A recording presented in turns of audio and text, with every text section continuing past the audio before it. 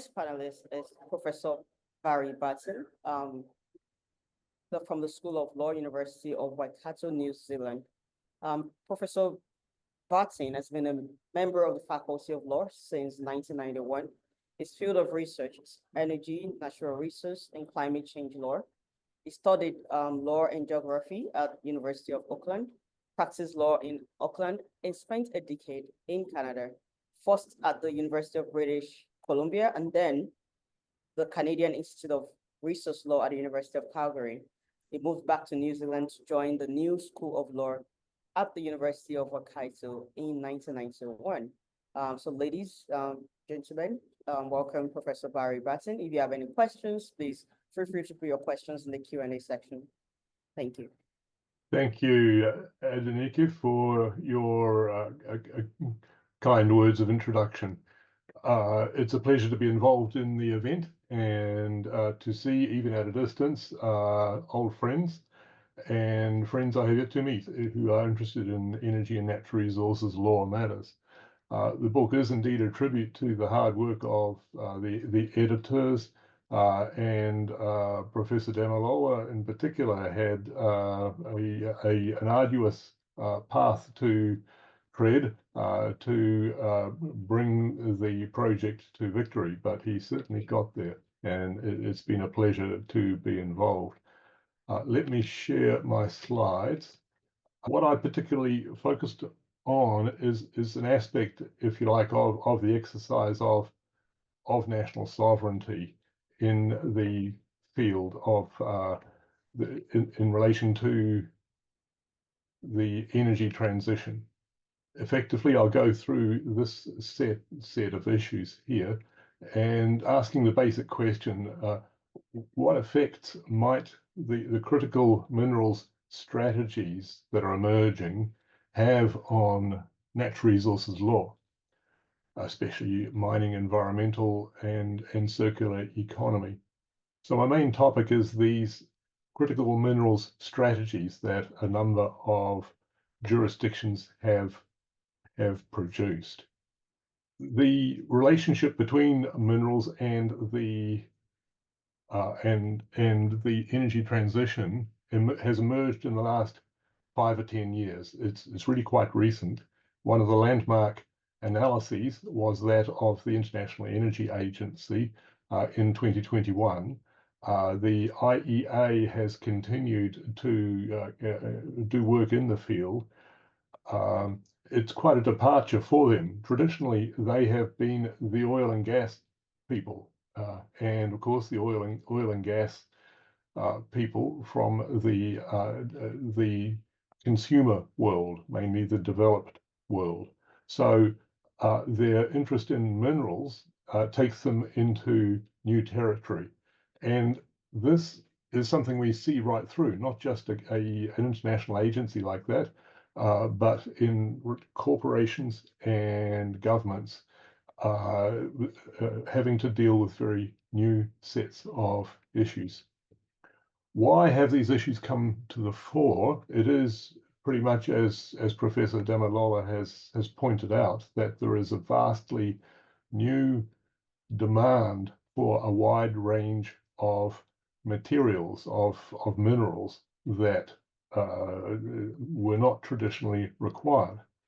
In electric vehicles, especially the battery requires a large amount of materials that are not required for your traditional internal combustion powered car or vehicle. A lot more copper, which is progressively harder to find, progressively lower grades. A lot of graphite, which people don't think about much, but and is not terribly difficult to find, and all the rest. So vehicles are made differently. So too are other things such as batteries. So too are other things such as wind and solar generating facilities. So if you look at the top two bars comparing the mineral requirements of an electric car versus a gasoline or petrol-driven car, you see a phenomenal difference in the minerals demand. These figures exclude steel and aluminium, so bear that in mind as part of it all. But the same issues that are to be found in relation to offshore wind, solar, and the rest. And those who are interested in the technical side of it, there is a reason for this, and we can pass over that quickly, lithium. But the basic point is the concept of power density. Oil and gas and coal have very high power density, no matter how you measure the density, either in joules per kilogram or joules per square meter of the Earth's surface. They are extraordinary fuels and have served humanity well. It's too bad about the emissions. So we are having to gather energy through more demanding methods, solar, wind, and the like. And that takes more material to build the machinery, to build the technology that will allow us to do so. As I mentioned, the companies are responding, and there are consequences in private law here. A lot of the motor vehicle companies are investing heavily in their upstream supplies of lithium, copper, and the like. And this is quite novel. Ordinarily, in the last 50 years or so, the car companies have stayed in their expertise of building cars, and the mining companies have stayed in their expertise of building mines. But we're seeing significant crossover and various different methods of participation, which will, in due course, I think, involve quite challenging issues in private law. The international responses are largely governed by the attitude of different countries to China.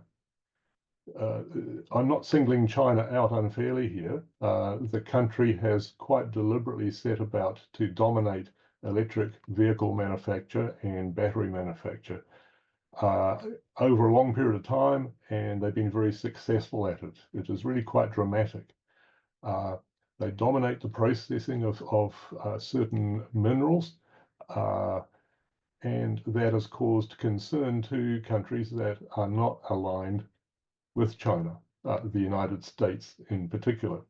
So we are dealing with an uncomfortably more competitive world order, and the access to minerals is unhappily a part of that, and energy law and natural resources law are caught up in it as well. The various national responses in the producer countries. Chile, for example, is involved in a certain amount of nationalization. We're seeing bans on the export of unprocessed materials. Indonesia some years ago now, but I gather that Zimbabwe, Namibia, DRC, and other African countries are considering or involved in the same sorts of things, wanting to be involved in the processing and manufacturing as well as the extraction of raw materials, wanting to develop their presence in the supply chain and foreign direct investment controls in some countries. In many countries, we see these critical mineral strategies emerging, and a lot of the basis of them is fiscal, using tax money for exploration tax credits, for more exploration of certain kinds, for outright subsidies of processing facilities in particular. So I won't go into the detail, there's a fair bit there. What is striking, though, is how recent these strategies are and the significant impact they are likely to have on the development of our law in these fields. Whoops, wrong button. So the European Union one in particular, again, I won't go through it in detail, but this Critical Raw Materials Act of this year, earlier this year, indicates quite massive change, especially to the environmental law and land use law that affect the mineral industry. Strategic projects are to be treated in the most rapid way possible, time limits on environmental impact, and to be treated urgently in any judicial procedure, which is all good in one sense, but it exposes us to the risk that environmental protection and environmental management will be compressed and constrained and not done as well as it should be. Similar issues in Canada. What we see there more particularly is the critical mineral exploration tax credit, which will really boost the amount of exploration for critical minerals, and that will expose communities to a greater activity from the sector. I point out that the decision about what is a critical mineral is a policy one, and Professor Henry Mostert, who's with us, pointed me to a valuable PhD that has been done, pointing out in particular that the attitude of developing countries to what is a critical mineral may be very different indeed from those of the developed countries. The mining people, to some extent, think that critical minerals and the energy transition is the best thing that ever happened to them. We see here this gentleman from McKinsey and Co. saying that it's a windfall. They see it as a first-rate opportunity for lobbying and changing laws and getting away from difficulties. I won't go into some of the questions here in the interest of time, but it takes quite a long period for a critical mineral strategy to actually affect the amount of exploration and consequently the amount of production. The effects, though, are likely of these strategies is likely to be more exploration activity, more mine development activity, and therefore more consequences for the environment, communities, indigenous peoples. Set of legal questions involved there. I finish up by turning to the point that supply is important. Supply of critical minerals is important, but so too we can manage demand. And the concept of the circular economy with this, they call it the butterfly diagram. If you look at the right-hand side, you'll see ways to prolong the use of minerals in metals in products, to allow them to be reused, maintained, remanufactured, refurbished, and ultimately recycled to reduce our demand for new supply. So it's a very important part, and it is coming into some of these critical mineral strategies. So we've got to bear in mind that although the energy transition is one of the central features of our time, there is more than one way to breach planetary boundaries, and we don't want to trade one off against the other. It is all too easy to think that we must supply the minerals for the energy transition at no matter what cost. We need to be more sophisticated than that. Thank you. Thank you very much, Professor Barton. I'm still going to come back to you for questions and answers.